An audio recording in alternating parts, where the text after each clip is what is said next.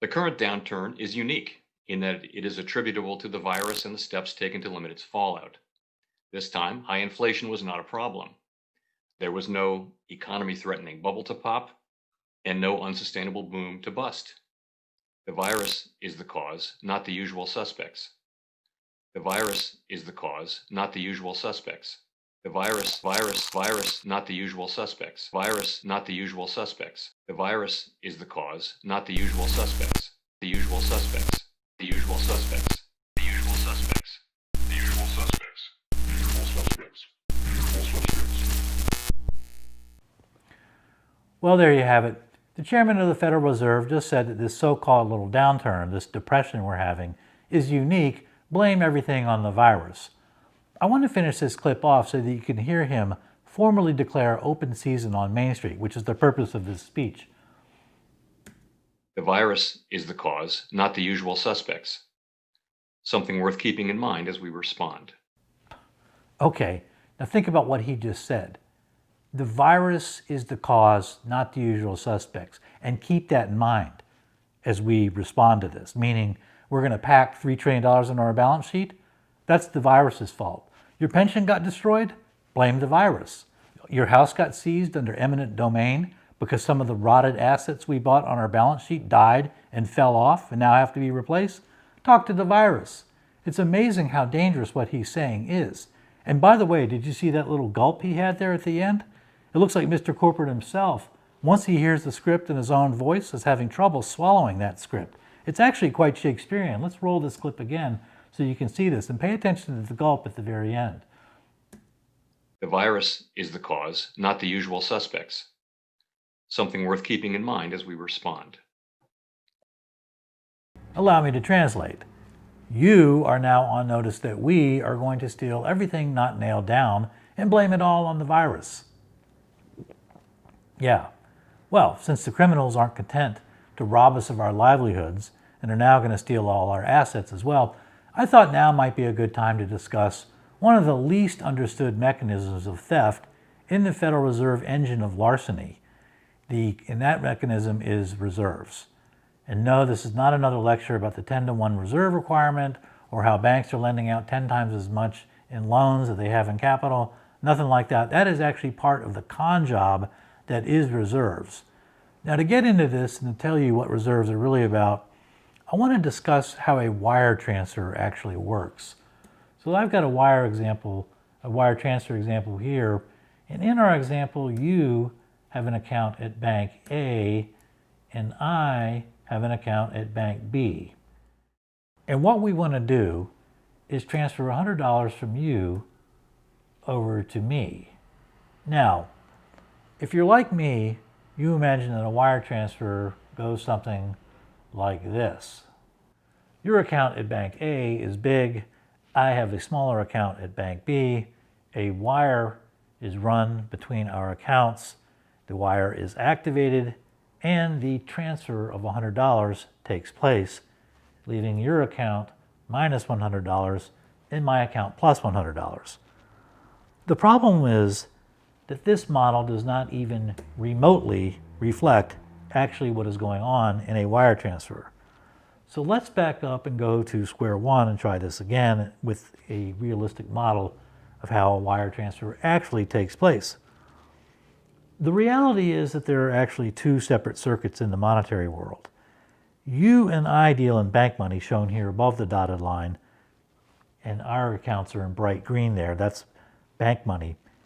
But commercial banks do not transact, and they don't transact business in bank money. Commercial banks transact business in reserve money, shown here below the dotted line in dark green. And this is where the actual wire transfer takes place. There are 3 steps in a wire transfer. The first step takes place above the line in your account, where $100 of bank money gets deleted. That's step number 1. The second step takes place below the line and is where the actual transaction takes place, where reserve money is transferred from your bank to my bank in the amount of $100, and that's key. Step 3 takes place back above the line in my account, where $100 of bank money is simply added to my account, and voila, that is how the wire transfer is effected in those 3 steps. Okay, that is how a wire transfer actually works. It takes place in 3 steps. And if you understand how a wire transfer works, you are well on your way to understanding how the theft mechanism of reserves works. Now, let's unpack a few things first, though, before we move on.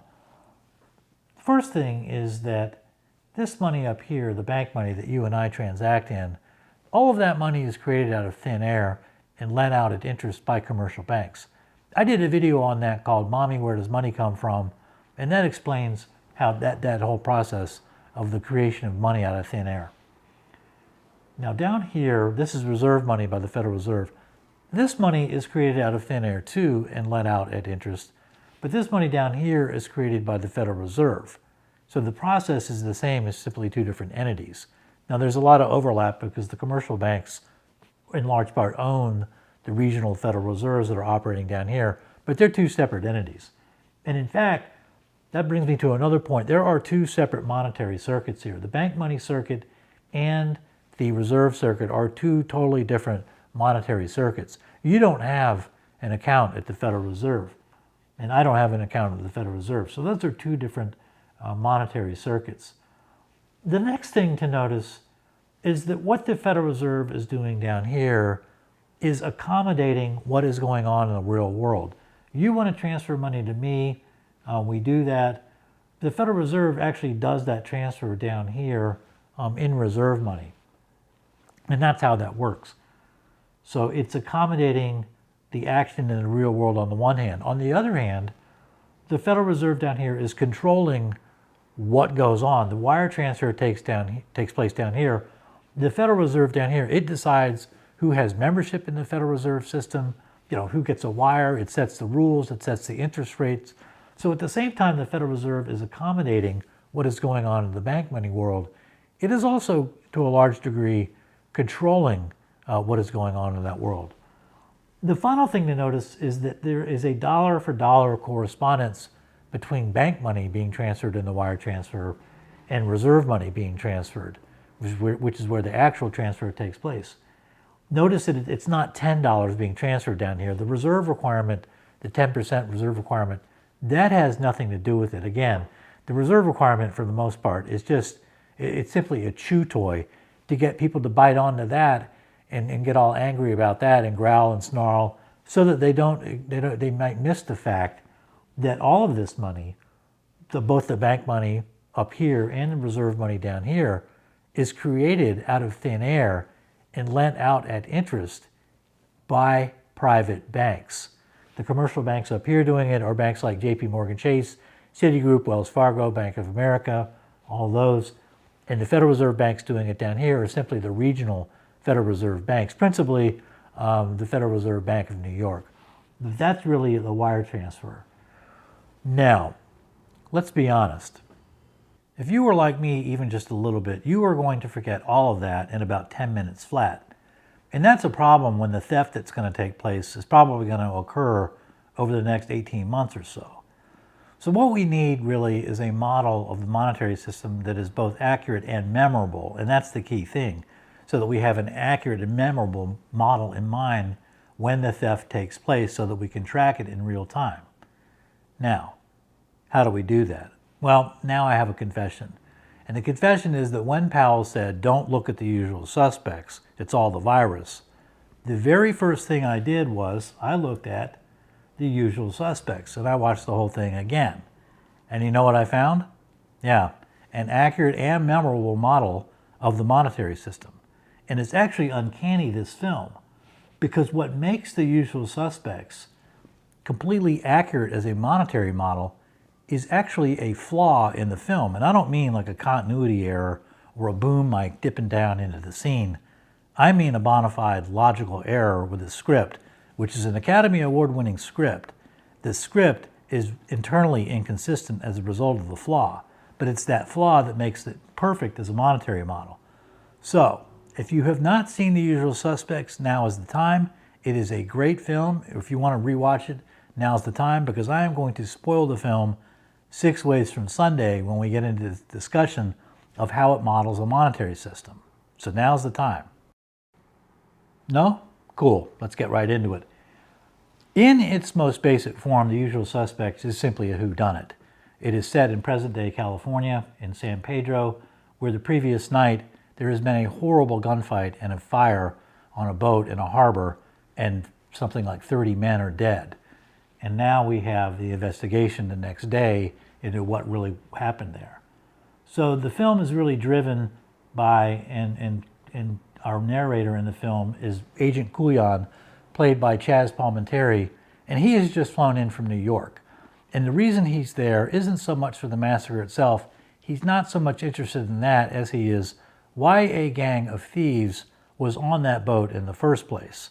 And in particular, he is after a guy named Dean Keaton. He has been investigating Keaton for years and years and years. He's never been able to pin anything on him. And now he wants to know what happened on that boat, since Keaton was part of that New York gang. Chaz Palminteri has a big problem, though. Keaton is dead. In fact, pretty much everybody on the boat is dead except for 2 survivors, one of whom is this guy. He's from the New York gang, too. That is a guy named Roger Kent, affectionately known as Verbal. He is played, as you can see, by Kevin Spacey, and he is just a con man. He's crippled, and he is going to match wits with Agent Couillon here as Couillon tries to discover what happened on that boat. And Kent's thing, Verbal, his nickname is Verbal. Verbal is going to fight Agent Couillon tooth and nail because Verbal does not want to be a rat. And so what happens in this scene here is the line in the sand between them is drawn very definitively. First thing on the job, you know what I learned? How to spot a murderer. Let's say you arrest 3 guys for the same killing. You put them all in jail overnight. The next morning, whoever's sleeping is your man. You see, if you're guilty, you know you're caught. You get some rest. You let your guard down. You follow me? No. Let me get right to the point.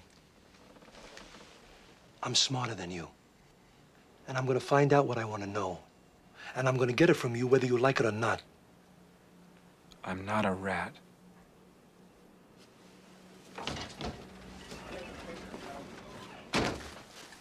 Thanks. What Couillon doesn't know, and what we the viewers don't know because Couillon is our guide, is that he is being played like a cheap ukulele.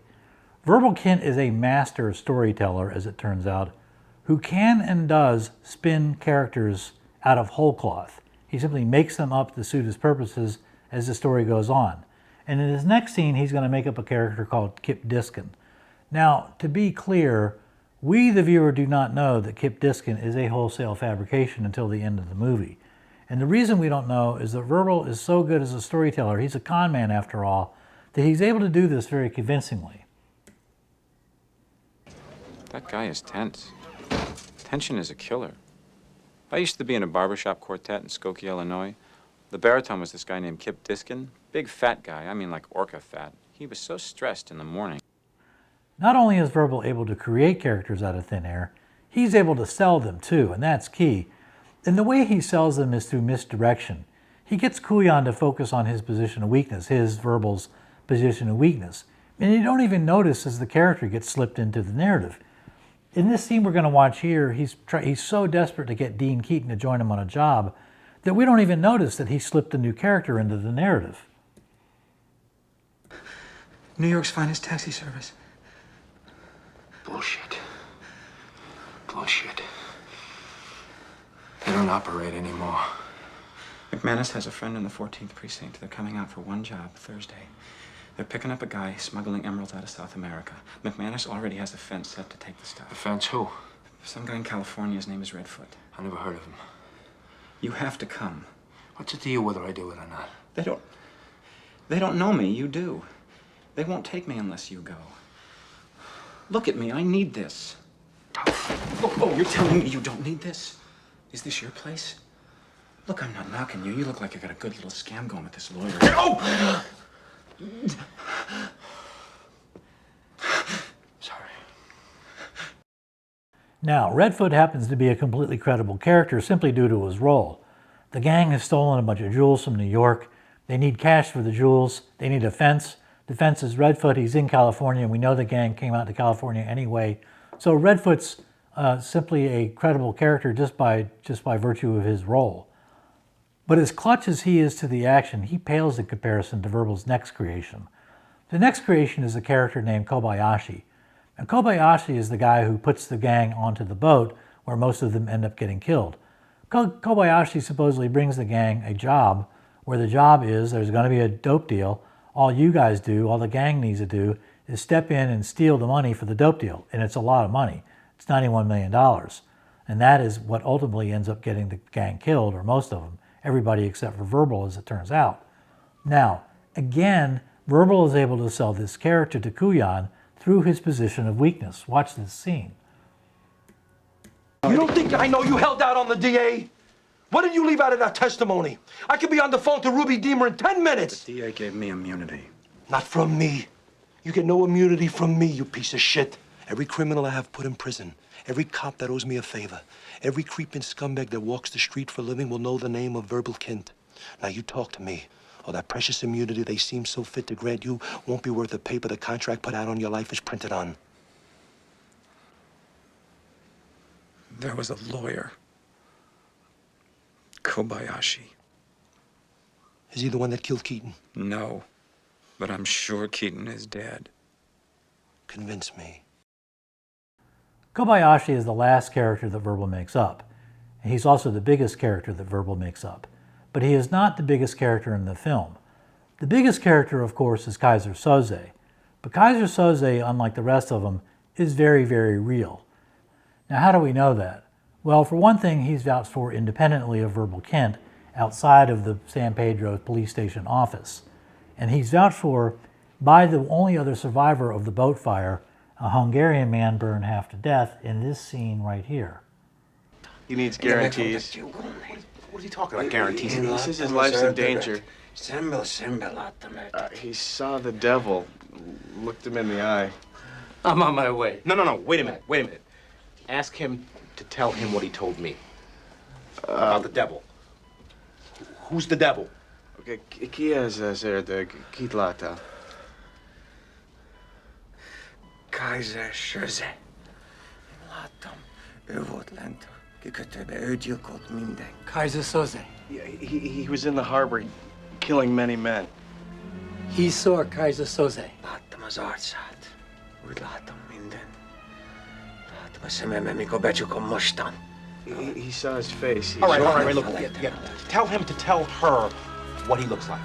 As fate would have it, of course, it's only after Kuyan lets Verbal go that he discovers the horrifying truth, which is that Verbal has been running a con on him the entire time, and a con on us, the viewers. And that the whole time Verbal was supposedly telling him what went on in the harbor, he was in fact making up a story.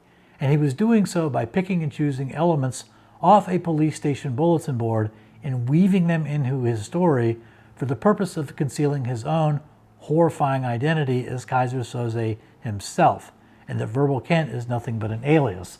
And that discovery by Kuyan occurs in this scene right here.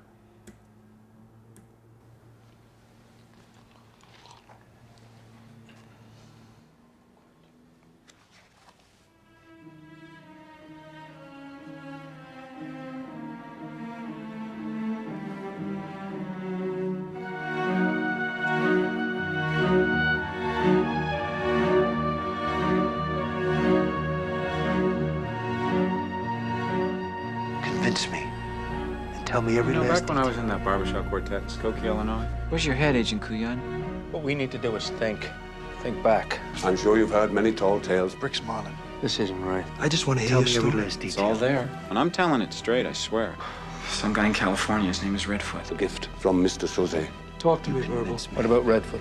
Mr. Redfoot knew nothing. Using pawns. Big, fat guy. I mean, like orca fat. There was a lawyer. Cannot be Myths betrayed. and legends of Kobayashi. I'll never see him again. Back when I was picking beans in Guatemala, we used to make fresh coffee. I know you thought he was a good man. I know he was good.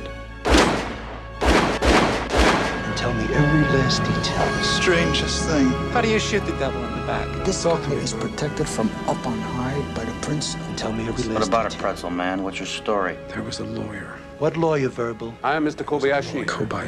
Kobayashi. Tell me every last detail. I work for Kaiser Soze. Convince me. Convince me. Convince me.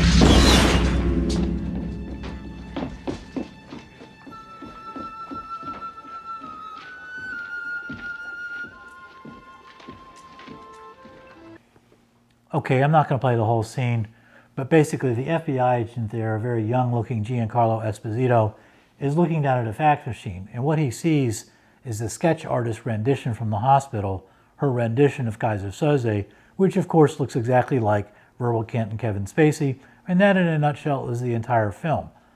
Now, what I want to do is I want to diagram the story structure of The Usual Suspects and show you how it models the monetary system basically to perfection.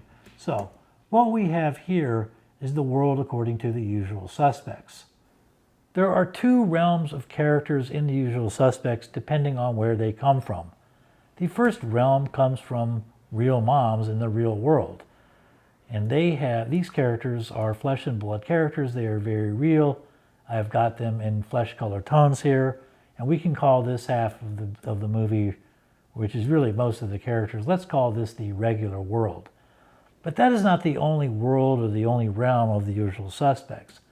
Obviously, there is another realm of characters, and these are in a separate space altogether, and they are coming from Verbal Kint in the police station office. And these characters are, of course, completely fictitious, and they are coming, obviously, as I said, from Verbal Kint. The purpose of Verbal's fictitious characters, of course, is to control Agent Kuljan, to keep him from discovering the truth. But to do their job, to effect that control, Verbal's characters have to be very believable. They have to accommodate reality. Verbal can't have Redfoot, for example, give the stolen jewels from New York to his favorite charity. That's simply not believable. He's got to accommodate reality. And that's really true of any con.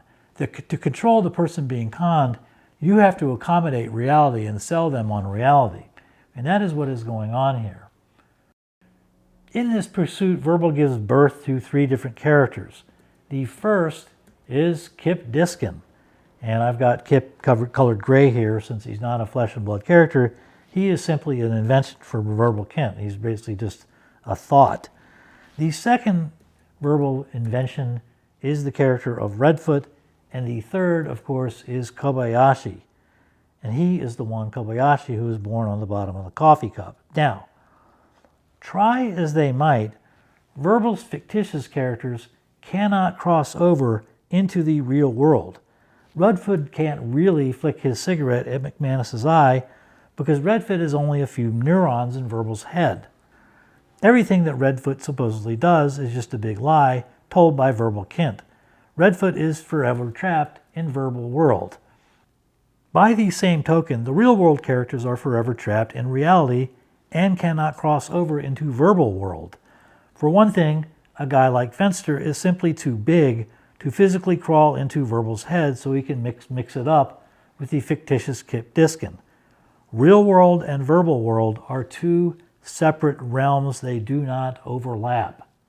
Okay, now that we've modeled the story structure of The Usual Suspects, I want to show you how we can get an accurate model of the U.S. monetary system simply by changing a few labels on our Usual Suspects model. Let's start with the title top and center. Instead of Usual Suspects world, we have U.S. monetary system. Now let's go to the real world side of things on the right. Instead of regular world, we have regular bank accounts. Next, we just want to change the flesh-colored dots here, since they're bank accounts, to a more appropriate color, say like green. Next up, we want to change real moms to commercial banks. I know that's blasphemous, but it's a model. Now remember, in Mommy, Where Does Money Come From? We learned that all of our bank money is created by commercial banks. If you haven't seen that video, check it out, and you'll learn that all the money in our bank accounts is ultimately sourced from commercial banks, which create that money out of thin air when they make loans. Now let's move over to the left side, or the other realm of the U.S. monetary system. In monetary terms, that realm is not Verbal Kint. It is instead the Federal Reserve System. There we go. And just like Verbal Kint created 3 different characters, we see the Federal Reserve creating 3 subclasses of money. First, we have reserves instead of Kip Diskin. Second, we have excess reserves instead of Redfoot. At this point, I want you to think back to our wire transfer example and remember the 2 functions performed by reserves, because they're doing exactly the same thing here as the first 2 characters invented by Verbal Kint. Those reserves in the wire transfer both accommodated reality and a controlled reality.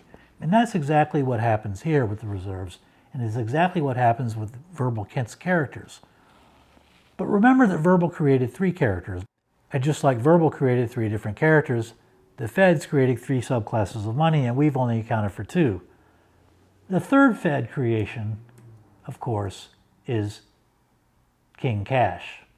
Cash in the monetary system is replacing Kobayashi in The Usual Suspects.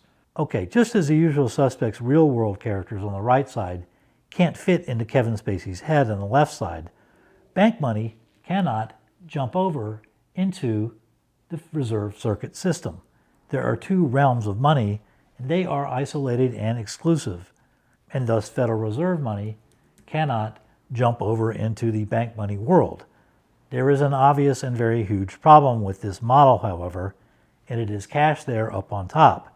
Cash most certainly can make the leap over into the bank money space and increase the size of anyone's bank account.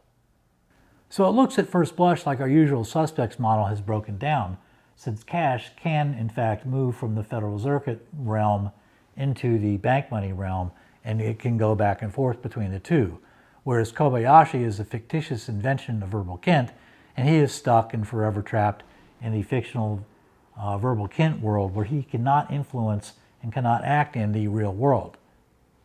But here's the uncanny thing, and here's what is so uncanny and why The Usual Suspects is such a great model for the monetary world. There is a mistake in the film, and Kobayashi does in fact operate in the real world. Now, this is a very short scene where this happens, but it happens nonetheless. In this scene, Agent Kuyan has just found out about Kobayashi, but he is now outside of the police interrogation room or the office, and I want you to listen very carefully to the following conversation that takes place. His name was Arturo Marquez, a petty smuggler from Argentina. He was arrested last year in New York for trafficking. He escapes to California. They pick him up in Long Beach. They're setting up extradition. He escapes again. Now, get this. Edie Finneran's brought in to advise on the proceedings. Kobayashi. New York faxed me a copy of his testimony. He was a rat. Uh-oh. Did you catch that? Kobayashi supposedly had an attorney appear at a deposition of one of the smugglers on the boat. That's a real achievement for a character born on the bottom of a coffee cup. Not only that, they're talking about a deposition that took weeks ago, and Kobayashi was only born on the coffee cup about 5 minutes ago. So obviously there's a fundamental contradiction in the film. Now, if you watch this scene pretty carefully, you can see, let's just watch it again and see where it goes wrong. His name was Arturo Marquez, a petty smuggler from Argentina. He was arrested last year in New York for trafficking. He escapes to California. They pick him up in Long Beach. They're setting up extradition. He escapes again. Now, get this. Edie Finneran's brought in to advise on the proceedings. Kobayashi. Okay, the scene as it is right now is actually fine. Kuyan is speculating that Kobayashi is the one who put Edie Finneran into that deposition. So it's okay up to this point, so long as the other 2 law enforcers respond in a way that's consistent with Kobayashi being a fictitious alibi. The response might be something like, Kobayashi? Who in the Sam Hill is Kobayashi, Agent Kuyan? Are you on drugs? You are a customs agent, for crying out loud. Get out of my office and take the gimp with you. But that is not what they do. Let's watch. New York faxed me a copy of his testimony. He was a rat. Well, there you have it. Kobayashi occupies both spaces in The Usual Suspects. He is both the fictitious creation of Verbal Kint on the one hand, and on the other hand, as you just saw, he is a real-world figure who has influence in the real world. He is just like Cash. Kobayashi Cash, remember that. Likewise, reserves in the monetary world are like Redfoot. Redfoot reserves. Reserves are forever trapped in reserve world space. They do not get into bank money space. They are trapped and isolated there. However, like we saw in the wire transfer example, reserves are at the same time they're accommodating reality, they are to some degree controlling reality. And next time I'm going to get into an example of how reserves are being used to control and to manipulate events in the real world. Until then, and in the meantime, if you want to read more on these subjects, and in particular about the split circuit monetary system, I highly recommend Sovereign Money by Joseph Huber, and in particular, I recommend you read chapter 4. It contains a very nice discussion of the split circuit monetary system.